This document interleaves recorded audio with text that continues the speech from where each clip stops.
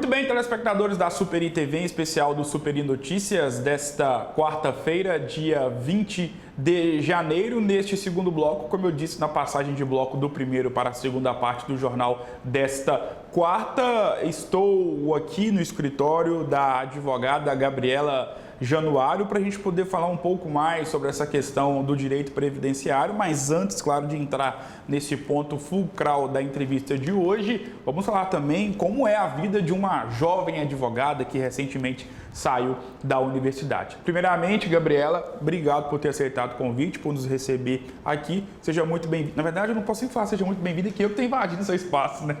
Muito boa tarde e obrigado por nos receber aqui.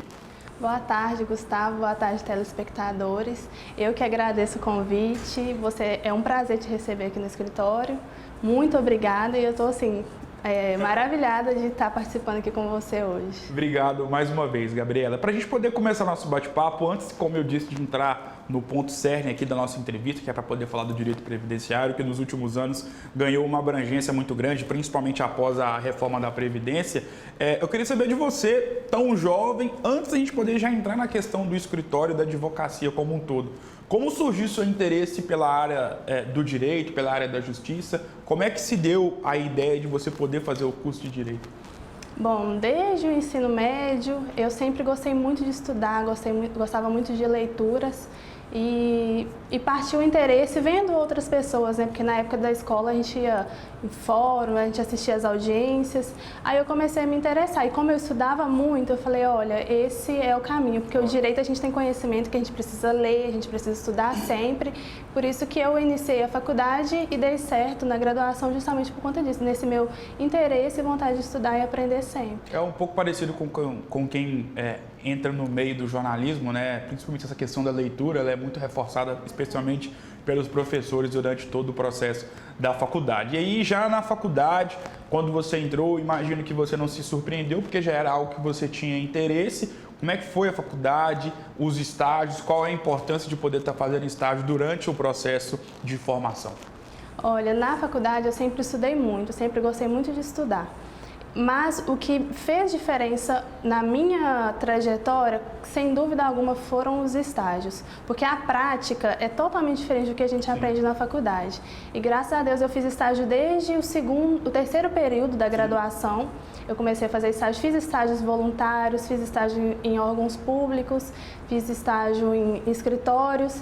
Então, esse foi totalmente o diferencial. É muito importante que a pessoa que queira, principalmente seguir na área da advocacia, que ela faça os estágios, porque vai aprender com outras pessoas, com pessoas que sabem mais, com pessoas que... E aquilo ali te agrega muito. E sobre a questão da faculdade, a saída da faculdade a gente sabe que é um processo doloroso para quem não consegue atingir e alcançar seus objetivos logo no início pós da vida universitária. Falo no sentido de conseguir emprego. Muitas pessoas que ficaram anos e anos na faculdade estudando, gastaram rios de dinheiro, acabam tendo que entrar num contexto diferente no sentido de procurar um outro tipo de trabalho que não tem nada a ver com a área de formação. Como é que foi o seu processo de saída da faculdade? Você já conseguiu entrar na sua área? Já montou um escritório de advocacia?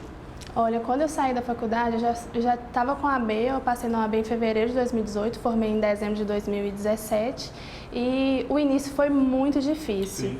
Eu fiquei um tempo em um escritório de advocacia que me agregou muito também esse período, mas foi curto, mas aquela questão, eu ganhava mais como estagiária do que como profissional, porque o início da advocacia, quem sabe, quem está nesse caminho sabe que o início é muito difícil. A gente tem vontade de desistir, porque principalmente comigo, eu não sou de Valadares, então eu não conheço muitas pessoas, né? Aí o que eu procurei fazer? Procurei fazer parcerias com outros colegas. Eu falo até a questão do estágio também me ajudou, porque eu conheci outras pessoas lá e com isso eu fui caminhando com muita dificuldade e em janeiro de 2019, graças a essas parcerias que eu fiz em 2018, esses poucos clientes que eu consegui em 2018, eu montei o escritório e estou caminhando dessa forma, mantenho as minhas parcerias e utilizo de outras formas, como marketing jurídico, capacitação, pós-graduação, para continuar. Não é fácil, mas já estou aí entrando no 4º ano da advocacia. E acho que a grande dúvida, principalmente para quem está no início da carreira, dá para poder ter instabilidade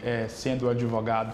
não só aqui em Valadares, mas em todo o Brasil, mas especialmente no seu contexto no qual você está inserido, na questão de ser uma jovem advogada que acabou de formar, dá para ter estabilidade? Isso que eu falo, estabilidade, perdão, isso eu falo na questão financeira mesmo. Olha, olhando para mim, eu falo de mim. No início, em 2018, não. Eu passei muita dificuldade mesmo, por conta, assim, porque a gente não tem cliente. E mesmo quando a gente consegue os poucos clientes, a maioria dos honorários são honorários de êxito. Então você vai receber muito depois. Os poucos ali é que, igual eu te falei, busquei fazer parcerias, consegui alguns clientes fixos que me ajudaram a manter uma vida assim tranquila, mas não estável. Eu falo que eu comecei a conseguir a estabilidade foi a partir do terceiro ano da advocacia, ano passado. Sim. Aí, esse ano, tentando manter da mesma forma, mas no início é complicado. Essa foi a minha experiência. Sobre a questão aí agora do direito previdenciário, é algo que, como eu disse, tomou uma abrangência e ganhou um contorno gigantesco, principalmente após a reforma da Previdência, que já era algo esperado por muitos, que foi promessa de campanha de vários candidatos à presidência da República em 2018. O que de fato é o direito previdenciário e qual que é a sua relação, se é que tem relação, mas imagino que tem, mas quem tem propriedade para poder falar sobre isso é você. Qual é a relação que ele tem com a reforma da Previdência? Olha, o direito previdenciário é uma área do direito que é muito humanizada. Eu não tive direito previdenciário na faculdade, na minha graduação. Eu fui estudar o previdenciário depois, na pós-graduação, fiz um curso prático e os primeiros clientes que eu recebi foram de previdenciário. Aí eu percebi que os clientes eles chegam com aquela dor social muito grande, ou é pela perda de alguém, ou é por o seu próprio problema físico, emocional, e é isso que me fez apaixonar pelo direito previdenciário. A questão da reforma, embora no início da advocacia eu já sabia que poderia vir, a gente só foi ter conhecimento, né, um ano depois, que eu iniciei em 2018, e busquei muita capacitação, porque o direito previdenciário ele muda todos os dias. Todos os dias a gente recebe uma medida provisória diferente, jurisprudência, e ele é baseado nessas decisões, né? Às vezes uma pequena decisão, às vezes uma pequena modificação muda todo o contexto. Então a gente tem que estar sempre estudando e se capacitando para fazer o melhor e oferecer o melhor para os nossos clientes. Sobre a reforma da Previdência, total de acordo? Era isso mesmo? Que eu imagino que você teve que estudar ela um pouco ou completamente. Era isso mesmo? Porque a gente sabe que a reforma da Previdência, ela foi, como tudo do Brasil, ela foi bastante politizada, né? E um lado ficou satisfeito, o outro lado contesta, fala que ela não deveria ter existido, mas você que não pode olhar nem com o olhar, né, perdão pela redundância, tanto de um lado A, lado B, isso eu falo na questão política, para vocês da área da justiça, do direito, da advocacia, era aquilo mesmo que vocês estavam esperando? É uma questão muito polêmica, mas de fato era o que nós esperávamos mesmo. Até algumas questões que não foram decididas, outras medidas não foram decididas, que talvez impactariam mais, mas essa era o que a gente imaginava mesmo. Sobre a questão da humanização, e você falou que o direito previdenciário tem muito essa questão humanística, né? Já teve algum caso que você se envolveu tanto com o cliente ou a cliente que você chegou a se emocionar ou chegou até a fazer amizade com esse cliente ou essa cliente que passou por muita dificuldade e que precisava de fato de ganhar a causa? Teve algo parecido com isso já? Gustavo, eu tento separar muito essa questão do emocional com o cliente, porque isso pode afetar toda a estrutura do processo. Mas é óbvio que a gente cria uma relação, porque o processo é muito demorado. Eu não vou entrar com o processo hoje, vou receber amanhã e o cliente vai sair satisfeito amanhã. Isso demora. Então a gente cria uma relação amistosa, sim, mas eu evito. É óbvio que tem questões que demora tanto para o cliente receber. Quando ele recebe, a gente fica assim numa satisfação, porque eu costumo falar que um benefício concedido é uma família protegida. Claro. Porque aquele benefício que ele não tinha, mas que ele não recebia ainda, né, mas que ele tinha direito, vai modificar toda a estrutura familiar. Questão de saúde, educação, tanto do beneficiário, mas também de todos os seus dependentes. Isso é incrível. Para a gente poder terminar nosso bate-papo, queria agradecer mais uma vez a oportunidade de a gente poder estar aqui. Eu costumo fazer sempre essa pergunta, principalmente para as pessoas que trabalham em áreas importantes da nossa sociedade. Seja eu como jornalista, você na área do direito, advocacia e, consequentemente, claro, na área da justiça. E até porque a gente falou aqui da reforma da Previdência e ela foi instituída e ela foi feita durante o governo do atual presidente da República, Jair Bolsonaro. Você pode falar, o CPF, Gabriela, ou até mesmo aqui da advocacia, qual que é a sua avaliação a respeito do governo Bolsonaro, até por questão, você pode olhar pelo ponto que você trabalha, né, que é a sua área de interesse. Na área da justiça, mudou alguma coisa para melhor, para pior? Como é que você avalia? Gustavo, como eu comecei a advogar no final do antigo governo e eu comecei a ter êxito nas minhas demandas no atual governo, eu não posso falar assim que um está sendo melhor que o outro. É óbvio que a gente teve uma perda muito grande, principalmente com relação à reforma da Previdência. São muitas pessoas que necessitavam de benefício de uma forma e hoje não conseguem receber daquela forma que ele esperava, que ele trabalhou tanto tempo. E até que, por exemplo, a pensão por morte, que teve um impacto muito grande, que hoje ele não recebe 100%.